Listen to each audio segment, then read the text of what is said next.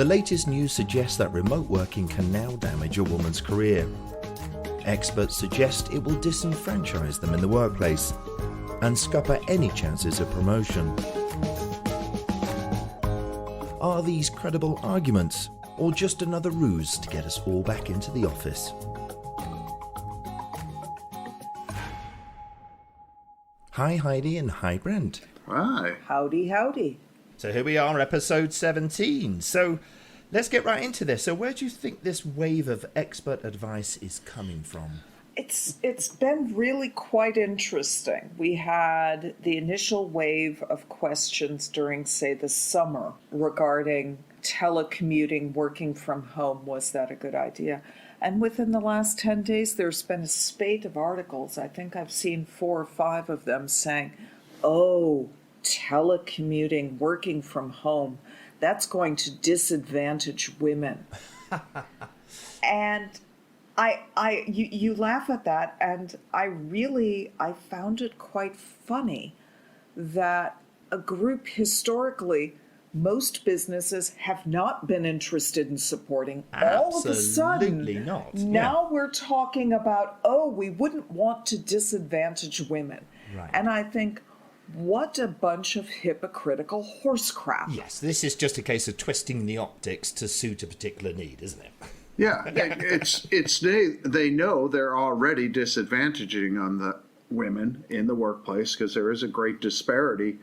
And is this now just an excuse that they get to throw up every now and then? Well, it's because so many people work from home. It's this remote thing. Same thing when the pandemic kicked off and everybody was told to go home and the stock prices tanked and everything. See, it's remote work. We can't do this. Right. And then as everything rebounded, they're like, okay, I can't use that as an excuse. I see the same thing coming here. Right. It just reeks of hypocrisy and excuses, where we started from. It's the I don't wanna, and I'm gonna throw out any excuse I can. That's not to say that there aren't challenges. Of course. And there isn't a note of truthiness in the fact that if women are working from home, they will not have the same opportunities to connect and get visibility in the workplace that you would in a normal workplace. Okay. Everyone in the office. There is a problem there. Right. But solve the problem, don't make excuses. Well, I think that's a genuine concern. I think there is a point to that. But what do you think the motive for employers getting everyone, and in particular female workers, back in the workplace? Why do they want that to happen? What's their problem, do you think? I'll let Heidi answer, and then I have one observation around it also. I would say it's fear of change, right? Fear of not being relevant. Maybe in this remote environment, I can't demonstrate my relevance. Right. And it's laziness. There are certainly factors that need to be rejiggered when it comes to performance management and when it comes to management processes. Right. That will need to happen. Not denying that, but I think that it's more comfortable to be lazy and slow and say, oh, can't we just do it the way we always did? I think that's a big part of it. I know we were recently talking with a client, and during the remote work shift, there was an entire another layer put on in the organization to be accountable to everybody working from home, because the director level was not comfortable with holding people or being accountable for people in a remote environment. So they created another layer of leadership just for accountability of remote workers, right, which you've just added another layer to solve a problem that you're unwilling to actually address, that you're not holding your people accountable. You have no idea how to hold people accountable. You don't know exactly what they should be doing, so you're now finding an excuse. Well, no one's being held accountable, so I need to create another layer of leadership so that someone can hold them accountable. And that's it's just an excuse again. And I know in previous podcasts we've spoken about remote learning in respect to COVID, the pandemic.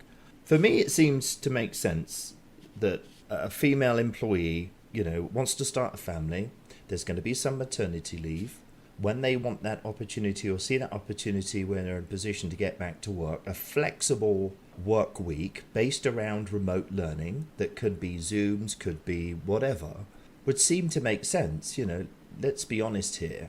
Mums, of course, new mums and new dads are tired people. But there is, for a lot of us, a desire to get back into the world of work, to have something that isn't just about the kids. And mums are incredibly good at multitasking. Why wouldn't you embrace that and welcome that as an incredible addition to your workforce? I find it charmingly optimistic that you appreciate women's ability to multitask.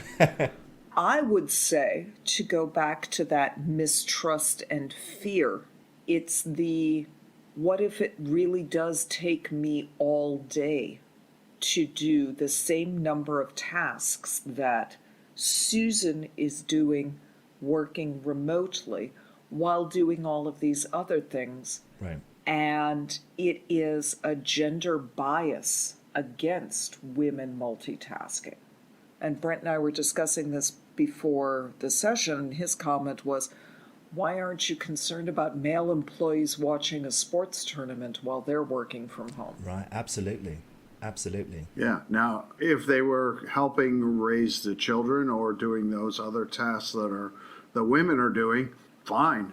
But I mean, me and my wife, we both work from home at the moment. Kara's now in a position to go back to the office, but she actually enjoys working from home. And when we have to pick the kids up from school, one of us does it, and we'll carry on working afterwards. If we have to go to the pediatrician, we'll do that. A load of washing can go on over lunch. You just do those things, you get those things done, and you get back to work, and you soon get into a rhythm of all of that. I appreciate the not commuting. Yeah. And I think Yeah. most of the population that is given the luxury of working, even if it's a hybrid where they're partially working from home, not commuting, spending that hour and a half of your day getting to work and back it's wonderful. And I think we talked about, well, the people that want you back to commuting is, the transit services want you back. The parking garages would enjoy getting your fees back. And the lunch counter needs you back. Yeah.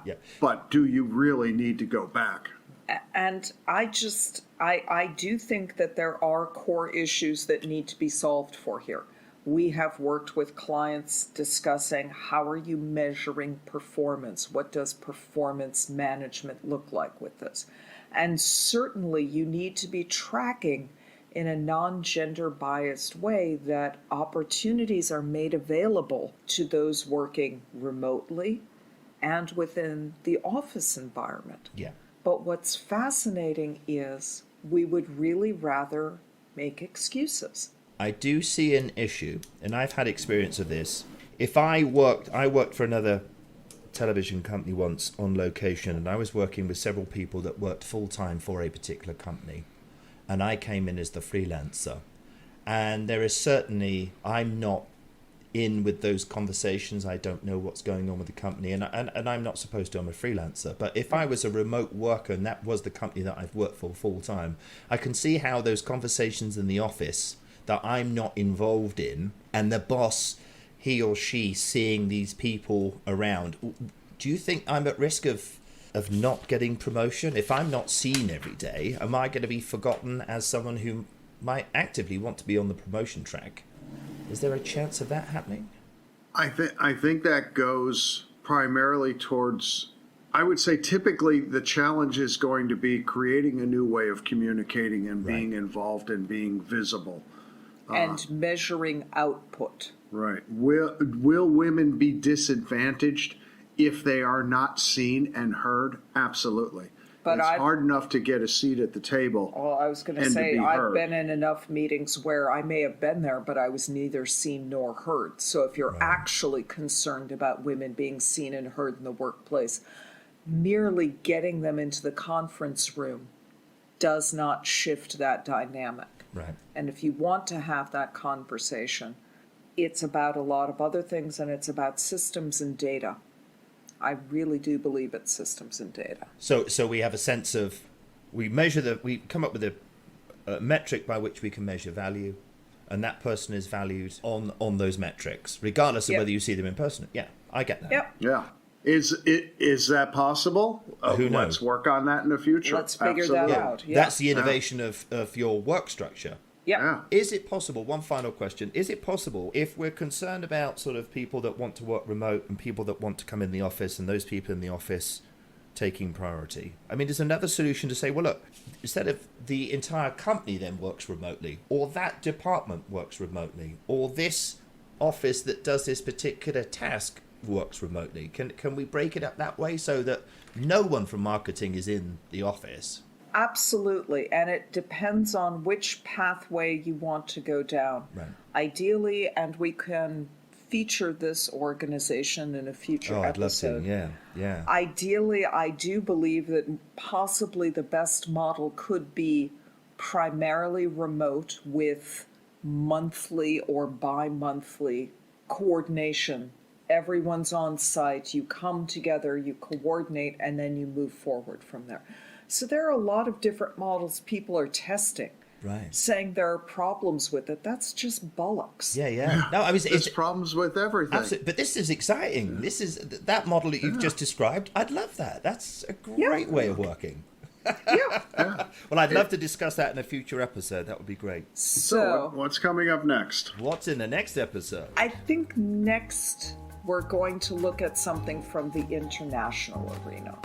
Let's look at how the world dynamics are changing as we move into 2022. That's a There's biggie. interesting coming out of China. Europe is currently teetering. Let's look at the international picture. Oh, a big topic for our next podcast. Well, Heidi and Brent, thank you so much. Thank All you. right, we'll see you soon. And thank you everyone for listening. Take care.